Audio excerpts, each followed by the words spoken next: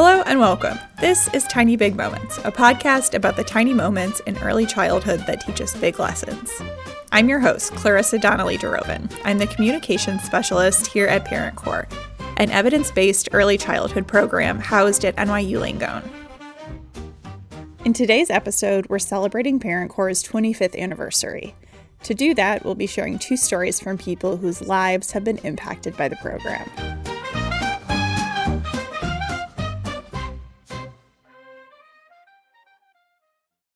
Our first story is from a mother-daughter duo, Mia Roberts and Alicia Dent. Mia is the mom, Alicia is the daughter, and they live together with Alicia's son. There are many things that tie Mia and Alicia together, and for our purpose, one thing in particular.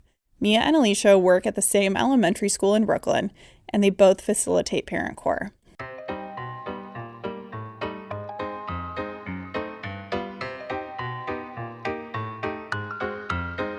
Hi, I'm Mia Roberts, and I am the social worker here at PS 276. So I am a facilitator for ParentCorps, and so I work with families, I work with children, and I support them with community resources and just child development.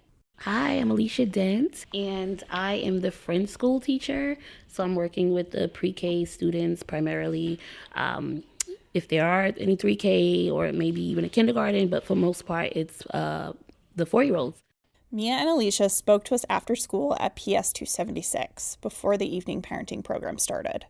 We got to ask them what it's like to not just have a close mother-daughter bond, but to lean on each other's professional expertise every day in a way that truly makes them a powerhouse pair.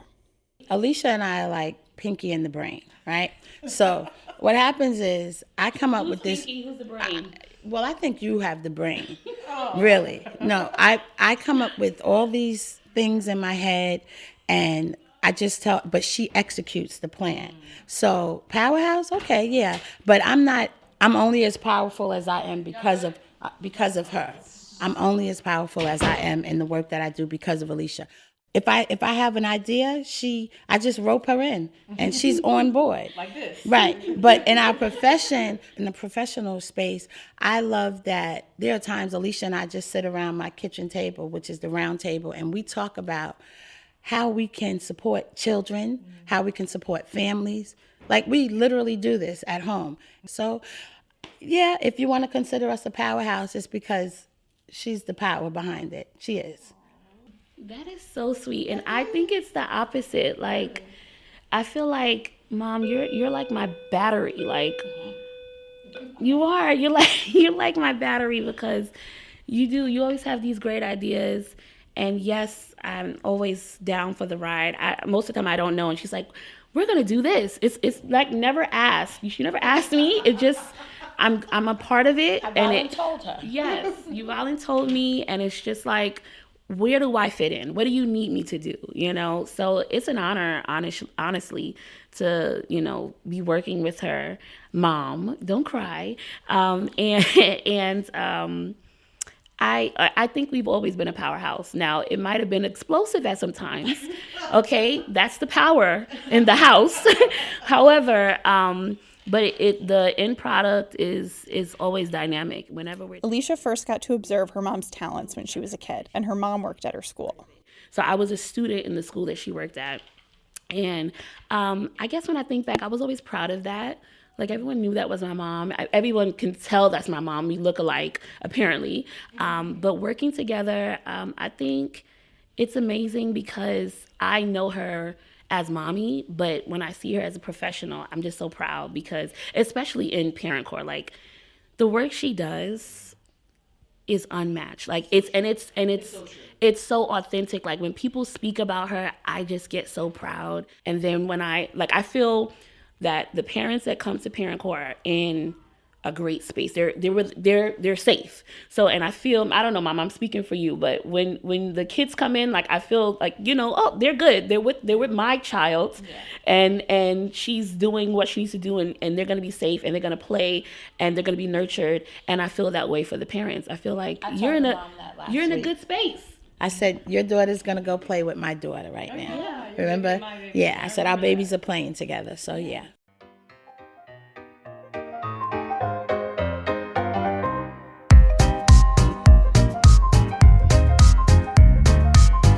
One session from Friends School and the parenting program that Mia and Alicia find comes up again and again outside of work is the session about mealtime. In Friends School, kids learn about go and woe foods. Go foods are the ones that help our bodies feel great and that we can eat lots of. Woe foods also taste good, and we want to eat them in moderation so we don't get stomach aches. For kids, it's pretty straightforward. For families, it's more complicated. So as a child, I was raised by my paternal grandparents. I was always spoken to in a loving way, and when it came time to eat, we ate dinner together. So a lot of the things that I'm seeing in ParentCorps, maybe that's why it resonates so much with me, because each one of those sessions, I can relate it to how I grew up with my grandparents, especially the session on mealtime.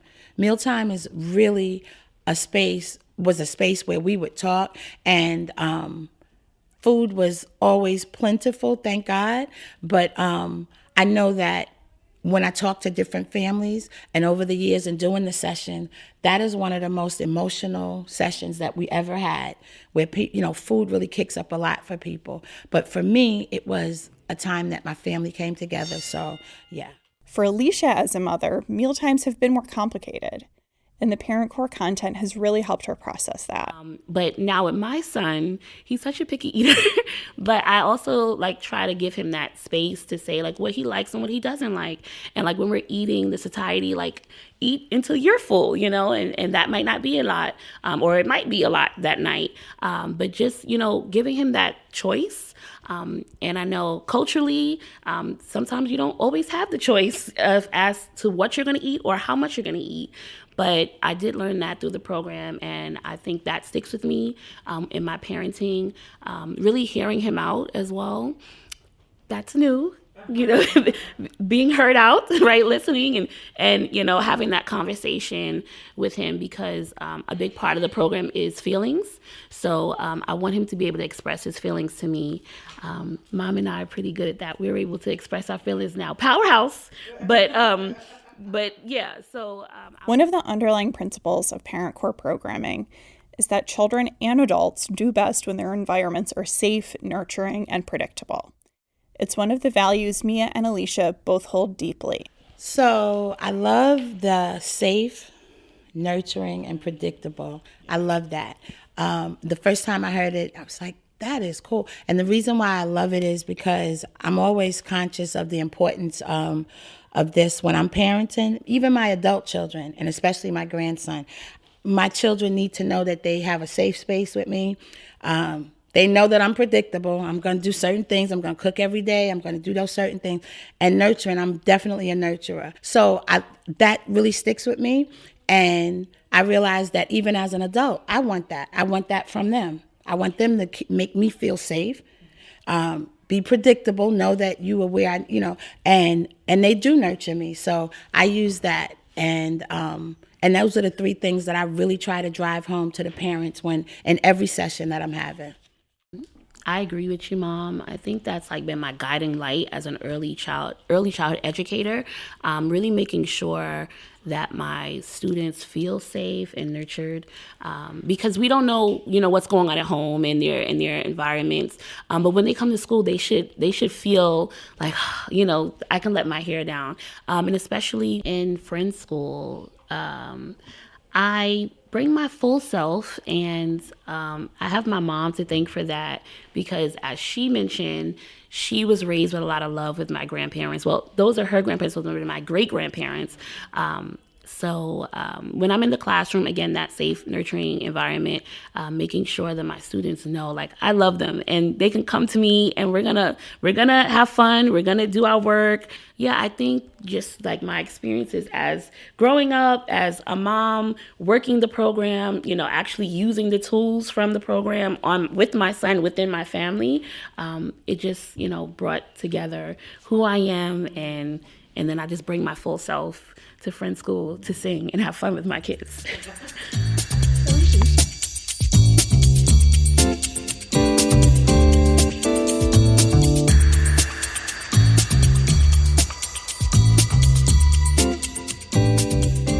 Our Our next story comes from Tom Shepard. He's a dad, he lives in the Bronx, and he participated in our parenting program 3 different times. I'll let him tell you the rest.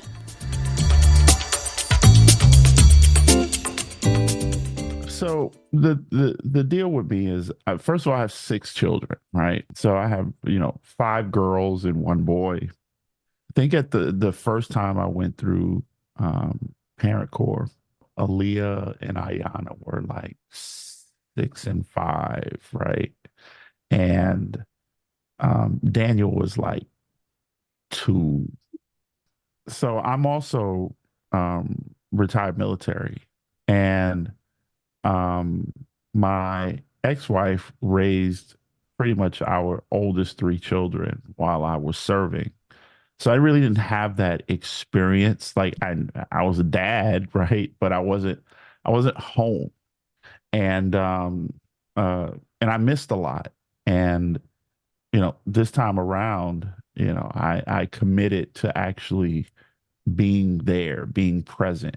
I asked Tom what he remembers about his first encounter with ParentCorps at his daughter's school. Let's see.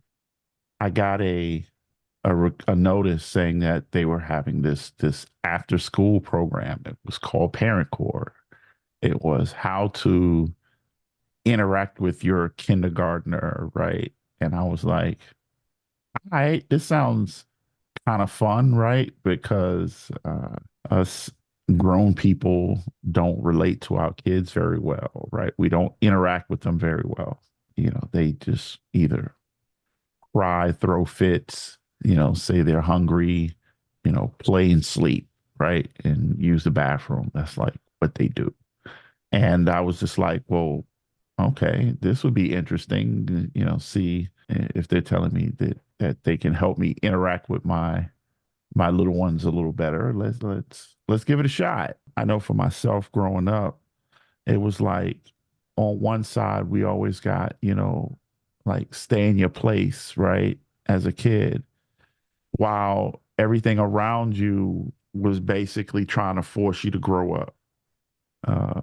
Like a system would treat you like an adult in a heartbeat, but everybody else told you to stay in your place. So you're kind of confused, like you didn't know how to interact, right? But what I wanted to learn was how to interact with them in a way that allows them to continue to be kids. Like I really just wanted to, interact with my kids in a way that was enjoyable and that allowed me to just, I don't know, just be a cool dad, right? Beyond the content, what Tom remembers from his experience in ParentCorps is the community. It was always on Wednesdays, like right in the middle of the week after school. And once we finished a workshop or whatever, like we would all just sit around and eat together, right?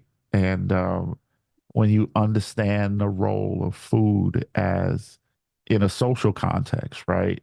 It was really cool to share just the act of like eating dinner together on a weekly basis with other people that you were sharing this experience with. They are people that have kids like you, and they go to, all y'all kids go to the same school together, right? And y'all all stand outside every day at the same time picking them up. It really just created a connection between people that built community. The parenting program is set up to take the form of whatever the families need. There is a manual that the facilitators follow, and it has the content for each session, but it's never intended to be didactic. It's about offering some guideposts for the conversation, giving options, and inviting people to try what sounds interesting and useful for their own families in their own contexts. So it wasn't just like, parents were going to shove you in this room together and kind of teach you how to be better parents, right? What it was is, parents, we really want to give you some tools necessary to be able to interact with them tiny humans over there, right? And I always appreciated that because it wasn't just, workshop for the sake of workshop, right? I've been around long enough to just see people in workshops about all kinds of things, and then they walk away from it and they didn't really learn anything. And this one was, it was almost like like coping strategies, right? Um, but there are a couple of examples that come to mind, right? The timeout one, right? The one with like they gave us the little like the turkey timer. You put it on, it's like tick, tick, tick, tick, tick, tick. Like I appreciated that because it was just like if you understood what the point of it was, then it wasn't perceived as punishment because none of this was designed to be punishment. What it was about, it's like pause time. And the pause time is to allow for, a child who may be really upset, right, to calm down. It's like literally what it is, just like calm down time. And so it wasn't designed to be punitive. It was designed to allow young people to just chill out for a minute, like be still, kind of ground yourself and, handle or deal with that emotion, right? And once you've done that, then we can, take a step back. We can talk about what it is that got you there and even be brave enough as an adult to say, okay, maybe there was something I said to my child that triggered them, right? And kind of deal with that in a way so that we don't have a repeat of behaviors, right? Because what it was about in that moment was behaviors. So it was like having a conversation with like parents and kids. And I always thought that was kind of like cool because it just allowed for all of us to practice, right? So we would talk about these things for like a couple of hours and then we would go home and practice and then like next week we would come back and it would be like, well, how'd that work out for you? Right. And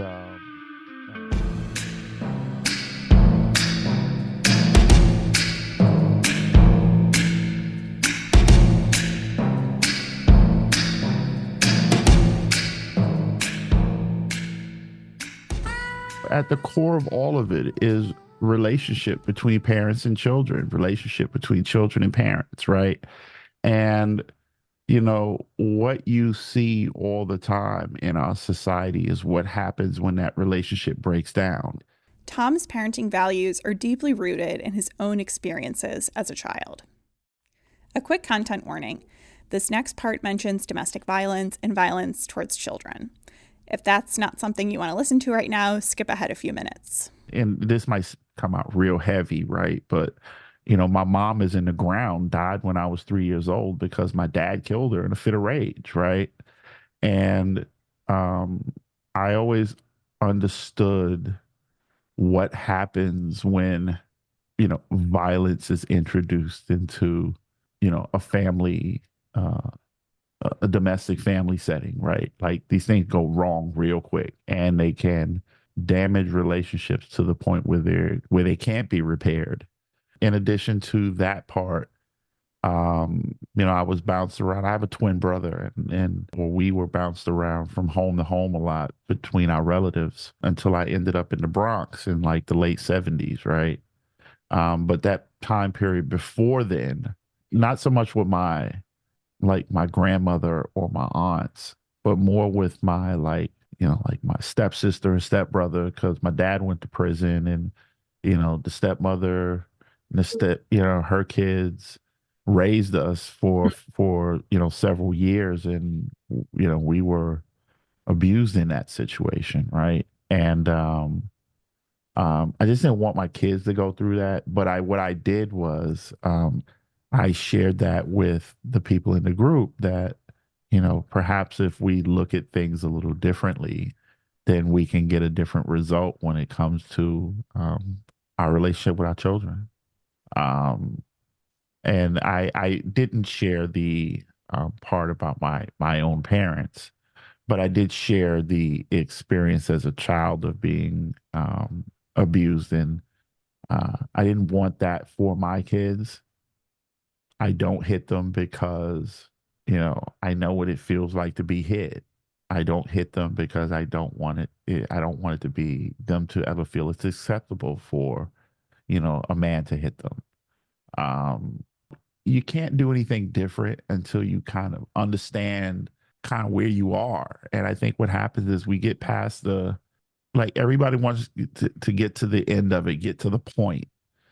But the problem is that you have to unpack everything in order to get there. And what ParentCorps taught me was to do the work. There's reward and there's work for it. And there's the work you have to put in to get that reward. ParentCorps just taught me to like this is not transformational. Like transformation is the thing you notice at the end, but there's so much work and time and energy and care and love and tears and closed doors, you in the bathtub with the kids in the bed, you yelling and they yelling. Like there's a lot of that involved, right? But if you take what the few tools that they give you and you apply them as best you can, and you call a friend when you need to, right? And the same thing happens with our kids, then hopefully, like one parent, one kid at a time, right? Like we could just make our homes better places, right? It's moving to me that ParentCorps has stuck with Tom, even though it's been more than a decade since he participated. But I also think it makes sense because more than the content itself, what is stuck with him is the way the program is.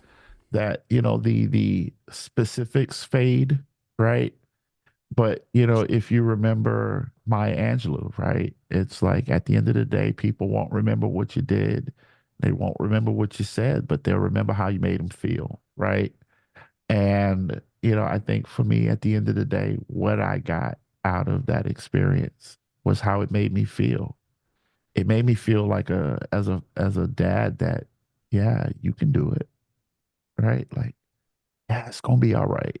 And the same thing with my kids. Like, all right, y'all got this, right? Like, you cool, you fun to be around, right? And it really just kind of reaffirmed that in our humanity that we could have fun and have joy, right? And build relationship with our own children and build relationship with each other as adults, right? Like I think those are kind of some of the biggest takeaways and lessons that I got. It's just to find some joy in it.